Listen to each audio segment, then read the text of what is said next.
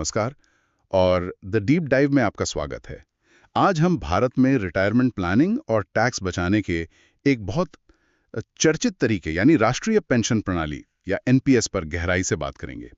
हमारे पास अलग-अलग financial websites और जानकारी के स्रोत हैं जो बताते हैं कि भाई एनपीएस क्या बला है, ये काम कैसे करता है और खासकर 2025 में इसके नए नियम क्या कह रहे हैं।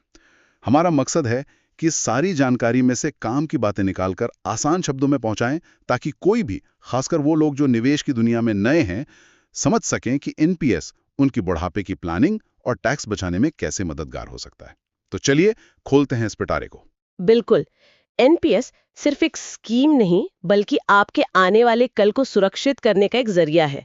इसमें निवेश के कई पहलू हैं, कहाँ पैसा लगाना है, टैक्स कैसे बचाना है और जरूरत पड़ने पर पैसा मिलेगा कैसे।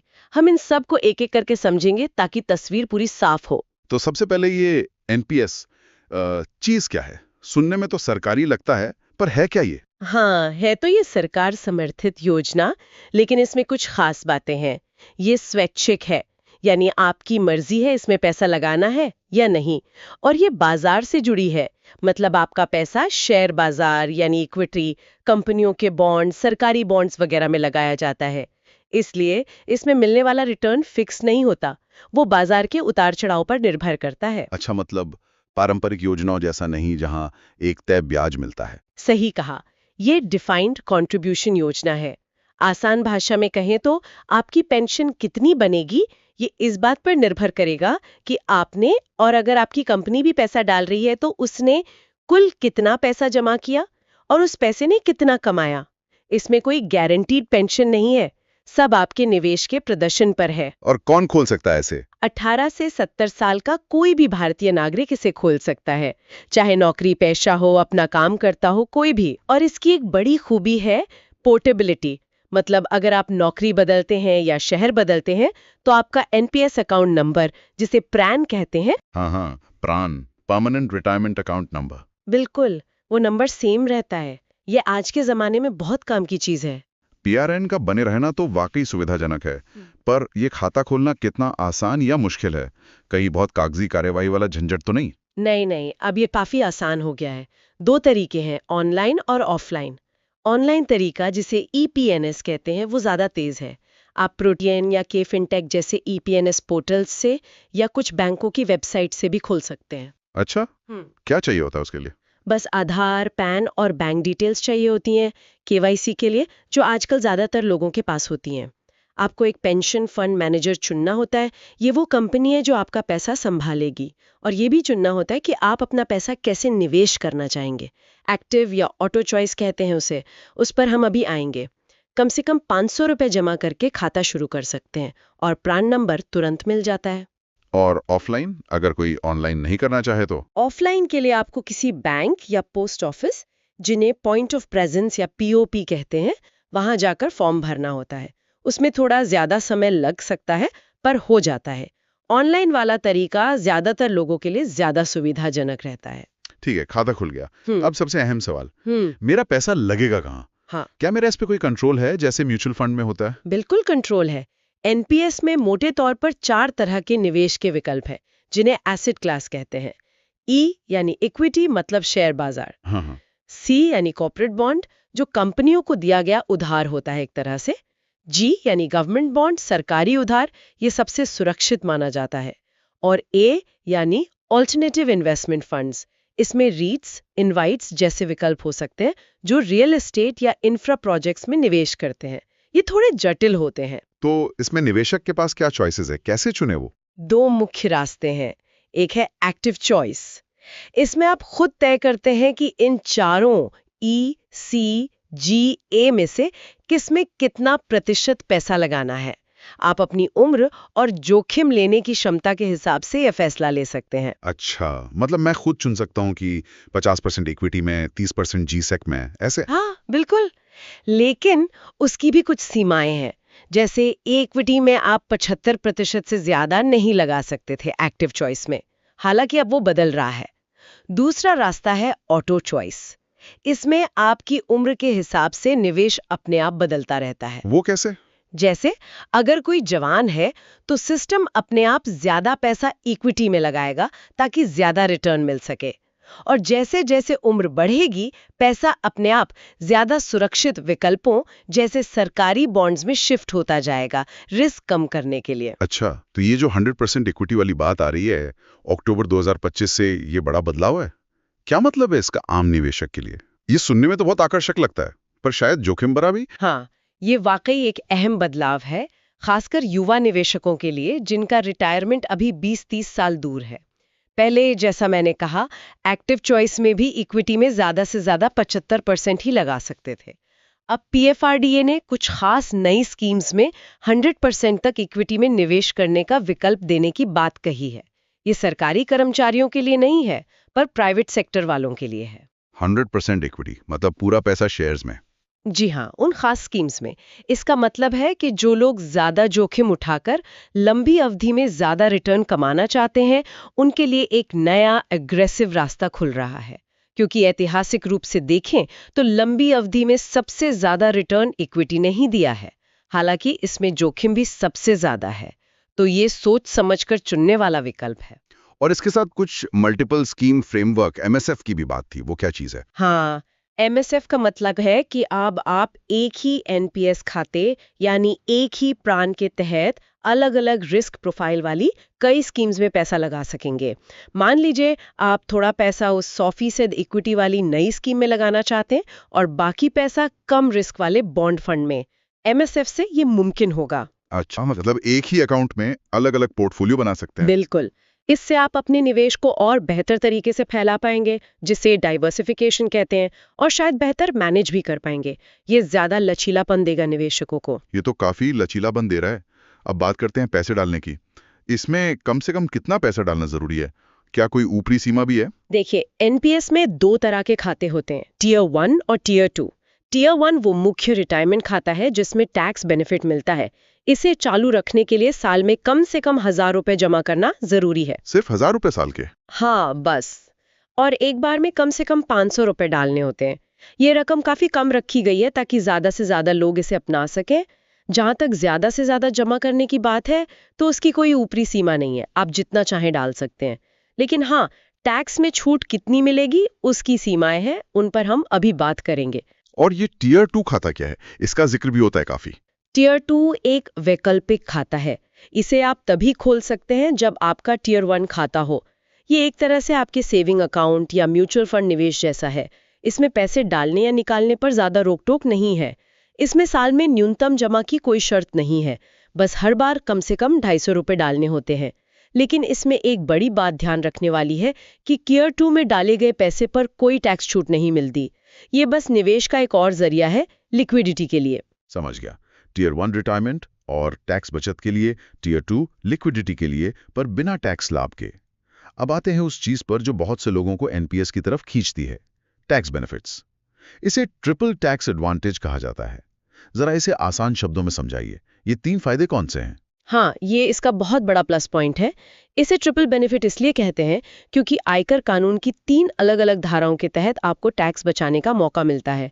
पहला है धारा 80CC-D1। आप जो पैसा एनपीएस टियर 1 खाते में डालते हैं, उस पर टैक्स छूट ले सकते हैं।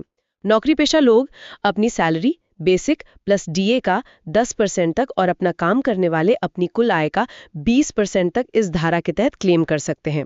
इसकी ऊपरी सीमा 1.5 लाख रुपीस है और ये धारा 80C की कुल 1.5 लाख की सीमा के अंदर ही आती है। मतलब इसमें आपका पीएफ, पीपीएफ, बीमा, ईएलएसएस वगैरह सब शामिल होता है। अच्छा, तो ये 80C वाली लिमिट में ही है, तो अलग क्या हुआ? अलग है दूसरा फायदा, धारा 80CC-D1B। ये है एनपीएस का असली तुरपकार का। ये छूट सिर्फ और सिर्फ एनपीएस के लिए है।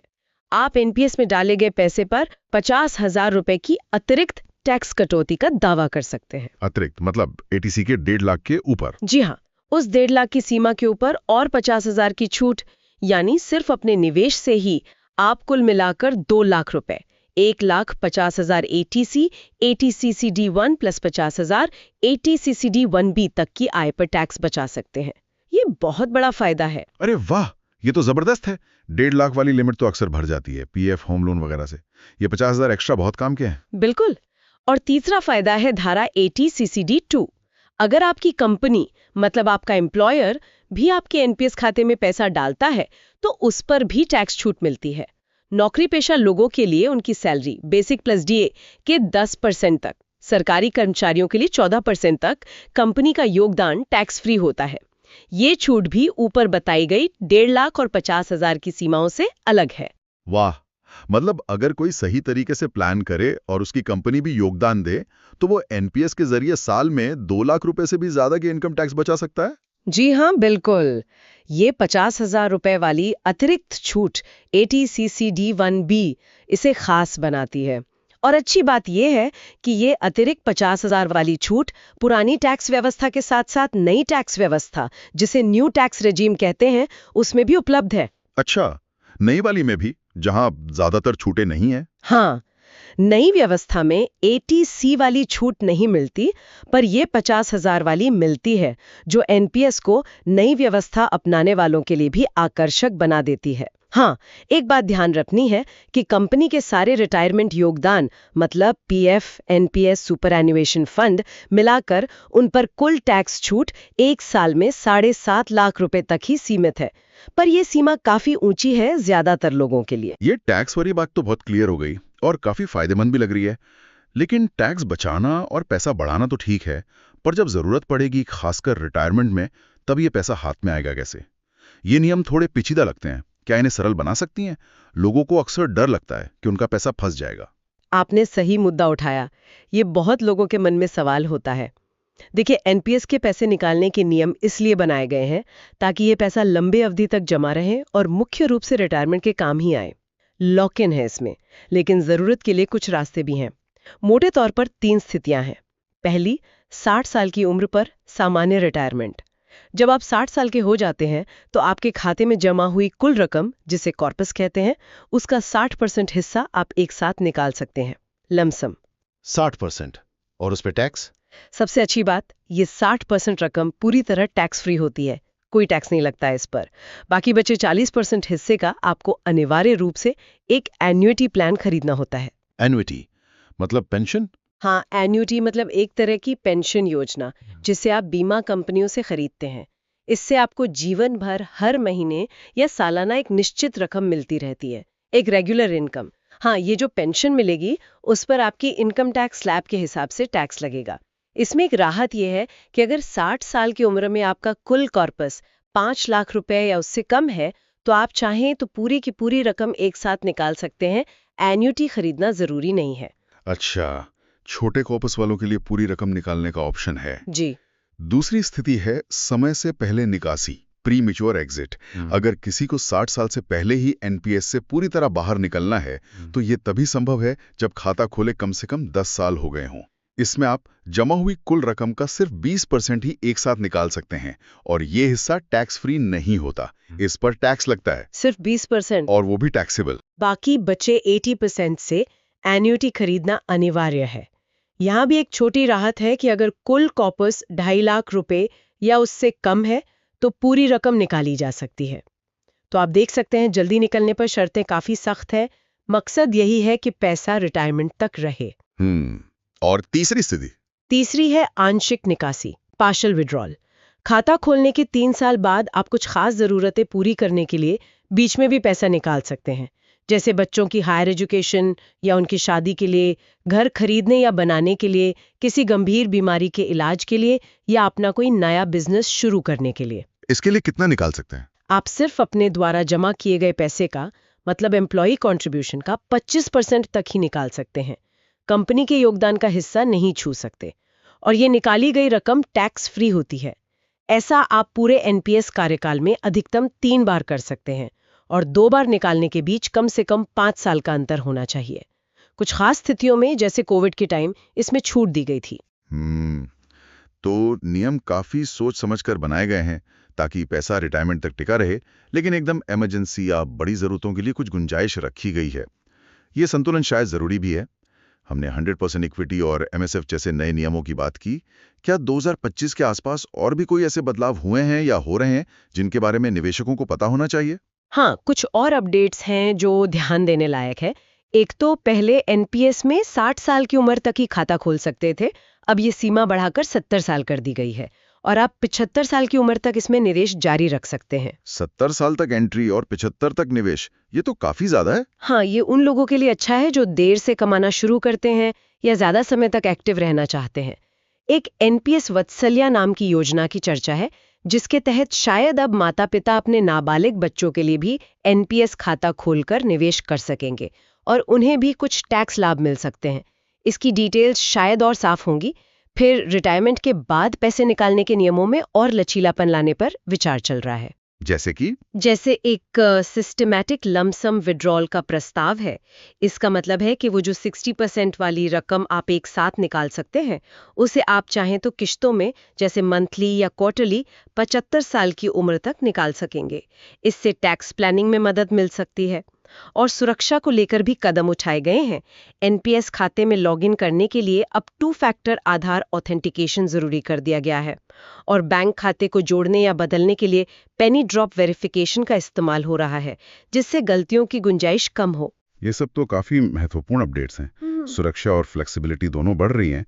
तो सब कुछ मिलाकर देखें, किसी की रिटायरमेंट प्लानिंग में एनपीएस कहाँ फिट होता है? क्या ये ईपीएफ यानी कर्मचारी भविष्य निधि या पीपीएफ यानी लोक भविष्य निधि जैसे पुराने और भरोसेमंद विकल्पों का मुकाबला कर सकता है या उनसे बेहतर है? देखिए, एनपीएस को ईपीएफ या पीपीएफ का मुकाबला करने वाले या उनसे बेहतर विकल्प के तौर पर नहीं देखना चाहिए।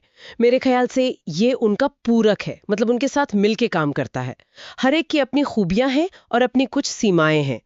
एनपीएस कई तरह से मदद करता है। एक, ये आपको नियमित रूप से बचत करने की आदत डालता है।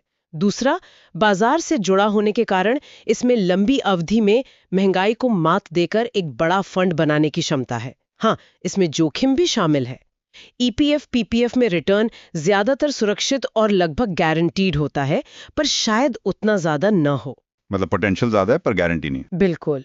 तीसरा, इसके टैक्स लाभ, खासकर वो 50,000 रुपए वाली अतिरिक्त छूट, आपकी बचत को काफी बढ़ा देते हैं। ये ईपीएफ पीपीएफ से अलग है। ठीक है। चौथा, रिटायरमेंट पर 40% हिस्से से एन्युटी खरीदने की अनिवार्यता ये सुनिश्चित करती है कि आपको बुढ़ापे में एक नियमित आय मिलती रहे, जो बहुत जरूरी है। ईपीएफ पीपीएफ में आप पूरा पैसा एक साथ निकाल सकते हैं, जो शायद खर्च भी हो जाए जल्दी। तो एक समझदार निवेशक के लिए सबसे अच्छी रणनीति ये हो सकती है कि वो ईपीएफ पीपीएफ जैसे सुरक्षित विकल्पों के साथ साथ एनपीएस में भी निवेश करे। इससे उसका रिटायरमेंट पोर्टफोलियो संतुलित रहेगा, डाइवर्सिफाइड रहेगा। ये बहुत अच्छी तरह समझाया आपने। बैलेंस बनाना जरूरी है। अब मान लीजिए कोई 25-30 साल का युवा है जो अभी कमाना शुरू किया है और रिटायरमेंट के बारे में सोच रहा है। उसके लिए एनपीएस से ज्यादा फायदा उठाने के लिए क्या 3-4 सबसे जरूरी टिप्स होंगी? हाँ, नए और युवा निवेशकों के लिए कुछ बातें गांठ बांधने वाली हैं। पहली और सबसे जरूरी, जितनी जल्दी हो सके शुरू करें। कंपाउंडिंग यानी चक्रवृद्धि ब्याज असली जादू तभी दिखता है जब आप लंबे समय तक निवेशित रहते हैं। छोटी शुरुआत भी चलेगी। बिल्कुल। अगर कोई 25 की उम्र में सिर्फ 5,000 रुपए महीना एनपीएस में डालना शुरू करता है और मान ले 10% सालाना रिटर्न मिलता है, तो 60 साल की उम्र तक, मतलब 35 साल में, उसका कॉर्पस 1.7 करोड़ रुपए से ज्यादा का बन सकता है। ये पावर है कंपाउंडिंग की। अगर आप 35 की उम्र में शुरू करेंगे तो उसी लक्ष्य तक पहुंचने के लिए आपको कहीं ज्यादा पैसा हर महीने डालना पड़ेगा। हर साल की देरी बहुत महंगी पड़ती है। वाह, ये आंकड़ा तो आंखें खोल देता है। दूसरी टिप? दूसरी, टैक्स बेनिफिट का पूरा फायदा उठाएं। वो जो अतिरिक्त 50,000 रुपए की टैक्स छूट है ना, धारा ATC-CD 1B वाली, उसे बिल्कुल न छोड़ें। अगर कोई टैक्स के दायरे में आता है तो ये सीधे सीधे टैक्स बचाता है। अपनी बचत से कम इतना निवेश एनपीएस में जरूर करें और अगर कंपनी एनपीएस देती है तो उसका भी लाभ उठाएं। ठीक है। तीसरी, सही एसेट एलोकेशन चुनें, रिस्क से दोस्ती करें जब तक जवानी है। जब रिटायरमेंट दूर हो, 20-30 साल, तो ज्यादा जोखिम लिया जा सकता है।